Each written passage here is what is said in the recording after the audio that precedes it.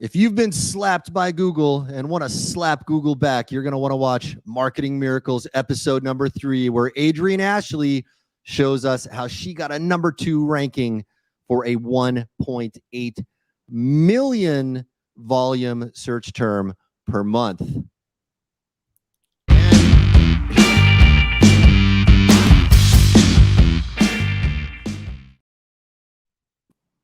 Hey. Hey, Adryenn. Great to have you on.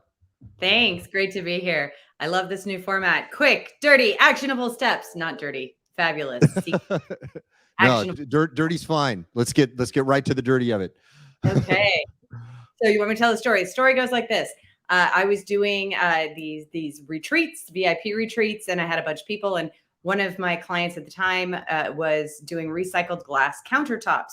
That was only like 4,300 searches a month. It was really, really bad. We wanted to increase traffic, but caveat, I wasn't allowed to touch the website. If I could have had access to the website, I could have done it faster, but maybe it was all for the good. I learned the value of off-site SEO, which I bet you are not actually utilizing.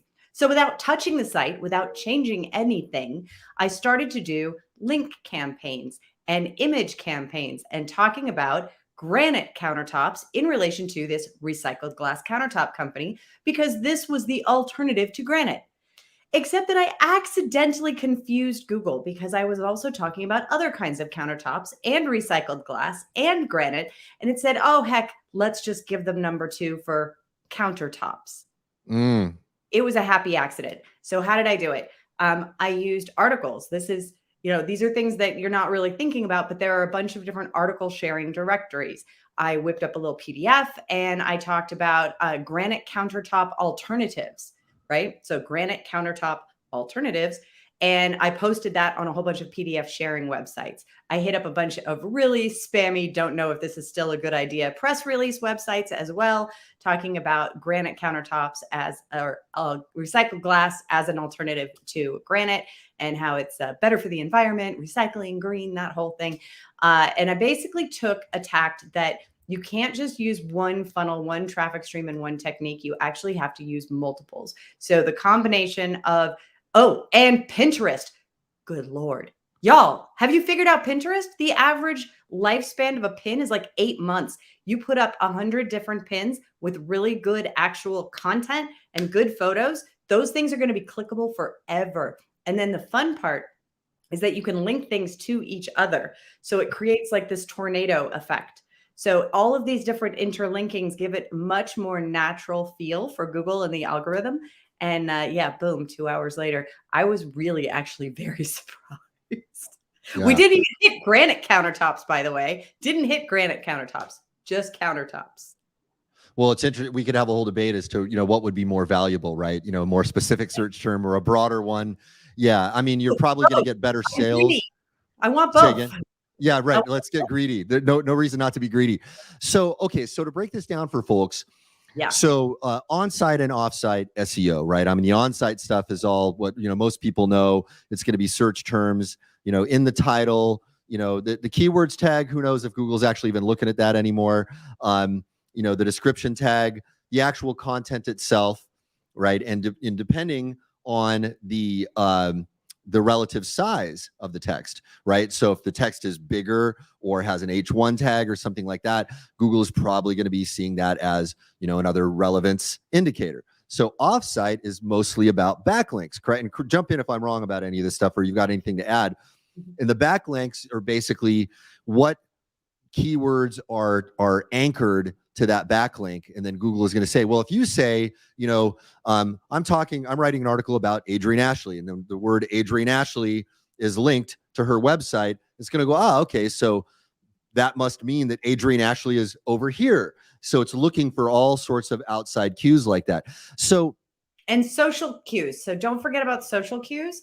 Yeah. Reddit is indexed voraciously by Google. There are a whole bunch.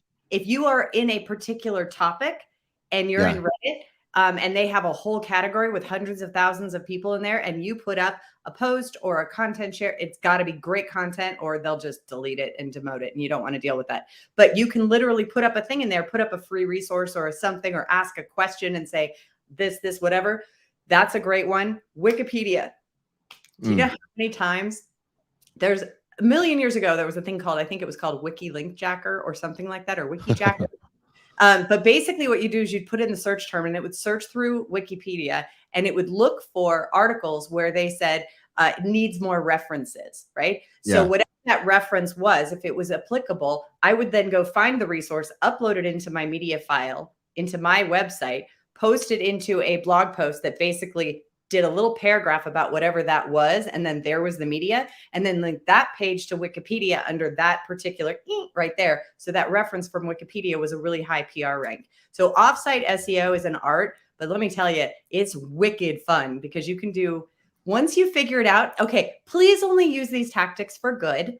As an example, I had a vexatious litigant against a client who would not go away, who was a sociopath. So I wasn't allowed to directly touch him. I couldn't do anything directly to him.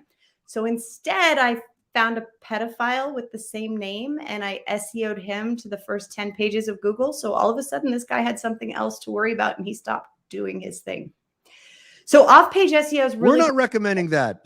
No, I'm just saying, and I was doing it for good. I got good karma out of it. But my whole point is off-page SEO is probably a tactic you're not using that really can boost your business. All right, let's give everybody a step-by-step action plan here. And that is such a rabbit hole we could go down on the other one. Mark? Well, so really quick, right? So if we were to give people just 4 or 5 steps, okay, so write some articles and then have those articles, select the key, make sure that those keywords are in the article, backlink them towards the website that you're trying to juice, right? And then blast those. Okay. No spammy articles, no private label rights articles. I actually want quality content. You can hire a writer on Fiverr for $5 and they'll actually write something 1,000 times better than the PLR stuff, or $10 and it'll be phenomenal. Get them to write that. Okay. And then we send it to article directories. So are there any in particular that you would recommend? Not off the top of my head, no. And I don't even have my glasses on, so I couldn't tell you. Yeah, okay. So everybody can Google article directories. There are many, right? Many. Okay, so then next would be Pinterest. Also, PDF sharing directories, not just article directories, things like Scribed, right? The other thing you can use is LinkedIn bot SlideShare. So if you put up a really good PDF or PowerPoint presentation, and you can put it up in PDF so nobody swipes it. You can put that up heavily keyworded in the description and in the title of it, and with a link back to your website. And don't forget, when you're doing articles or when you're guest posting on other blogs, your actual author box needs to have that keyword in those keywords in your bio with the link back to your website as well, because that is so unused. People forget that that's marketing. You can't market in the article, but you can market in your bio. Nice. Okay. And so on the Pinterest articles, okay, so you're posting an image and then in the description text, are you allowed to backlink in that description text? No, you are actually linking directly to your website.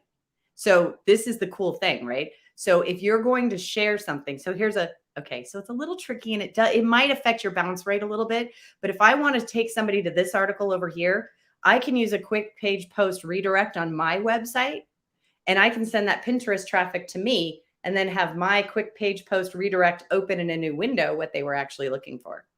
Okay. Now, if you guys don't understand what she said, you guys can rewatch this, Google those terms. What does she mean by that? Okay. So the nature of this format is we're going to be very short. There's going to be so we're not going to spend a lot of time explaining stuff to you because you might already know it. You might not. Okay. But the purpose of this is to get an action plan out to you as quickly as possible. We're at 9 minutes now. We keep these under 10 minutes. I'm going to start plugging Adryenn stuff now. Adryenn is now on her new project, billionairezombies.com. Everything that Adryenn does is awesome, is super fun. This is a DAO, a decentralized autonomous organization. This is some of the really, really cool stuff going on in the crypto world that a lot of people don't know about. Check out billionairezombies.com to find out some of the really cutting edge stuff that is going on in the blockchain world. Decentralized autonomous organizations. If you don't know what that is, go check out billionairezombies.com and you will see one in the wild. Adryenn, thank you so much. Always fun to hang out with you. I could talk to you for hours, but this is a 10-minute show. We're at 9 minutes and 50 seconds. We're going to be out. Love you, everybody. Love you.